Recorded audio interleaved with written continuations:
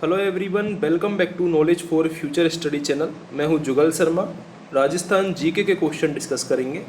पहला क्वेश्चन है, राजस्थान के मरुस्थलीकरण का कारण क्या है?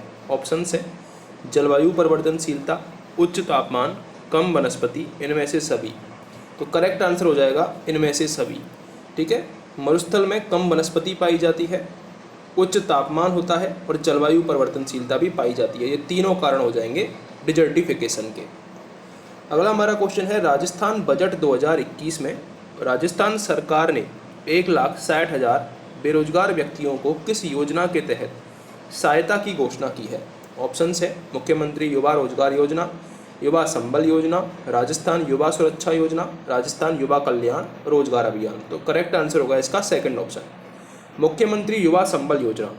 कब लागू हुई थी ये? 2021 में। ठीक है, इसके अंतर्गत 3 महीने का प्रशिक्षण दिया जाएगा और 4 घंटे की इंटर्नशिप दी जाएगी विभिन्न विभागों में। ठीक है, इसके अलावा जो महिला ट्रांसजेंडर और विकलांग जो व्यक्ति हैं उनके लिए 3500 रुपये दिए जाएंगे। महिला, ट्रांसजेंडर और विकलांग, इनके लिए 3500 रुपये और पुरुषों के लिए 3000 रुपये सहायता राशि दी जाएगी। ठीक है, ये आपको दोनों चीज़ें याद रखनी है। पुरुषों के लिए 3000 रुपये, महिला, ट्रांसजेंडर और विकलांग, इनके लिए 3500 रुपये। ठीक है, 2021 में हुई थी 3 महीने का प्रशिक्षण, 4 घंटे की इंटर्नशिप। मुख्यमंत्री युवा संबल योजना, लगभग 1,60,000 बेरोजगार व्यक्तियों को इस योजना के तहत सहायता दी जाएगी। निम्न में से किसका मिलान सही किया गया है? श्रीगंगानगर राजस्थान की खाने की टोकरी कहते हैं, बिल्कुल सही बात है। डूंगरपुर राजस्थान का प्रवेश द्वार, जो कि गलत है। डूंगरपुर को राजस्थान का पहाड़ियों का शहर कहते हैं। पहाड़ियों का शहर डूंगरपुर को कहते हैं, यानी कि इससे ये मैच करेगा।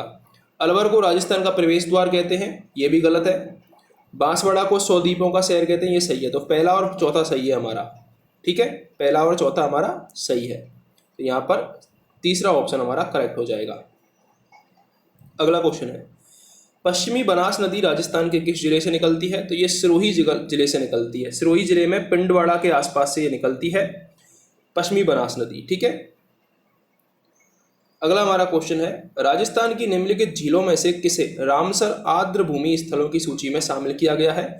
इनमें से अगर हम जैसमंद झील की बात करें तो जैसमंद झील को ढेवर झील भी कहते हैं। ये राजस्थान की सबसे बड़ी कृत्रिम झील है और भारत की दूसरी सबसे बड़ी कृत्रिम झील है गोविंद सागर झील के बाद। इसमें कौन सी नदी का पानी आकर गिरता है? गोमती नदी का पानी आकर गिरता है। इसके पूर्व में कौन सा पठार है जैसमंद झील के? तो लासड़िया पठार है इसके पूर्व में, उदयपुर में। ठीक है, इसके अलावा जैसमंद झील में 7 छोटे बड़े टापू हैं, जिनमें बाबा का भागड़ा सबसे बड़ा है। बाबा का भागड़ा सबसे बड़ा है और प्यारा सबसे छोटा है। ठीक है, ढेबर दर्रे से होकर पानी आता है, इसलिए इसको ढेबर झील कहते हैं। तो ये तो जैसमंद झील के बारे में हो गया। हमारा क्वेश्चन क्या था कि रामसर आर्द्रभूमि में कौन सा शामिल है? तो रामसर आर्द्रभूमि में सांबर झील शामिल है। इसको कब शामिल किया गया था? इसको शामिल किया गया था 23 मार्च 1990 को। 23 मार्च 1990 को रामसर भूमि में शामिल किया गया था सांबर झील को। राजस्थान में रामसर स्थल 2 हैं, एक तो सांबर झील है और दूसरा कौन सा है?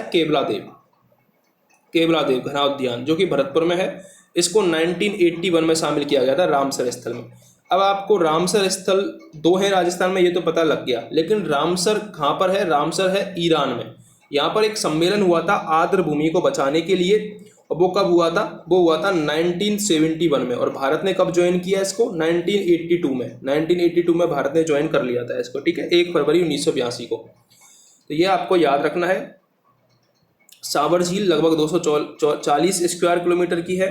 ठीक है, और 464वां रामसर स्थल था ये, 464वां रामसर स्थल था सांबर झील।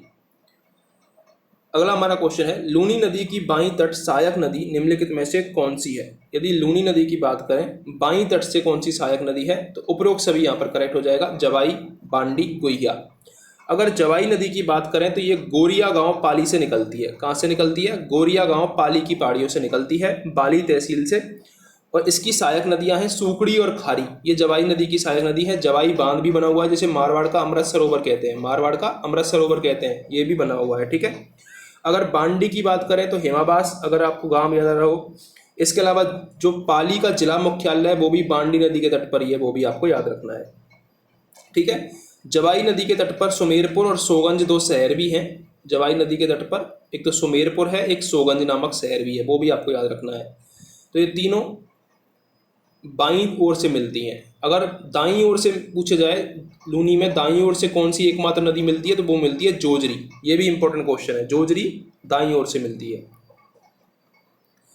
अगला हमको क्वेश्चन है, मैच करना है। गैब सागर झील, गैब सागर झील जैसलमेर में है, गलत बात। गैब सागर डूंगरपुर में है, सेकंड ऑप्शन मैच करें। ठीक है, ये जो गैब सागर झील है इसके किनारे श्रीनाथ जी का मंदिर भी है और एक उदय विलास करके, उदय विलास ये महल भी है, उदय विलास पैलेस। ठीक है, बात करें गड़ीसर की, गड़ीसर जैसलमेर में है। गड़ीसर कहाँ पर है? जैसलमेर में है, ये भी आपको याद रखना है। राव जैसल ने बनवाई थी, बाद में गढ़सीसर सिंह ने इसको पुनर्निर्माण करवाया था। आनंद सागर झील बांसवाड़ा में है, फोर्थ ऑप्शन मैच करेगा। और आनंद सागर झील को बनवाया था रानी लंचीबाई ने, रानी लंचीबाई ने, जगमाल सिंह की पत्नी थी ये। फॉय सागर झील को इंजीनियर फॉय के निर्देशन में बनवाया गया अजमेर में। ठीक है, बांडी नदी का पानी आता है इसमें। तो चारों हमने मैच कर लिए हैं, याद रखने हैं चारों झील। ठीक है, राजस्थान में बीसलपुर बांध निम्नलिखित में से किस नदी पर स्थित है? तो बीसलपुर बांध बनास नदी पर स्थित है, ये आपको याद होना चाहिए। 1999 में बनकर तैयार हुआ था, ये टोंक बनास नदी पर है। अगला हमारा क्वेश्चन है, कौन सी नदी मध्य प्रदेश से निकलती है और राजस्थान से होकर बहती है? इनमें से काली सिंध नदी मध्य प्रदेश से निकलती है, मध्य प्रदेश के देवास गांव की पहाड़ियों से निकलती है। ठीक है, और राजस्थान में झालावाड़ और बारां दो जिलों में बहती है, और बारां के नानेरा नामक गांव में, नानेरा गांव में चंबल में मिल जाती है ये। काली सिंध और आहू ये दोनों के तट पर गागरोन दुर्ग भी है, काली सिंध और आहू इन दोनों के तट पर गागरोन दुर्ग भी है, वो भी आपको याद रखना है, जो कि एक जल दुर्ग है। राजस्थान के पश्चिमी रेतीले मैदानों में कौन से जिले मौजूद हैं? तो ये तीनों जिले पश्चिमी रेतीले मैदानों में है राजस्थान में। ठीक है, बीकानेर, जैसलमेर और बाड़मेर। गत 3 दशकों में राजस्थान के 90% से अधिक गांव किस कृषिगत वर्ष में अप्रत्याशित अकाल और सूखे पीड़ित हुए? तो सबसे ज्यादा बड़ा अकाल 2002-2003 में पड़ा था, थर्ड ऑप्शन यहाँ पर करेक्ट होगा। ठीक है, एक अकाल 2016 में भी पड़ा था, जिसमें 19 जिलों में 33 में से 19 जिलों में भीषण अकाल पड़ा था 2016 में।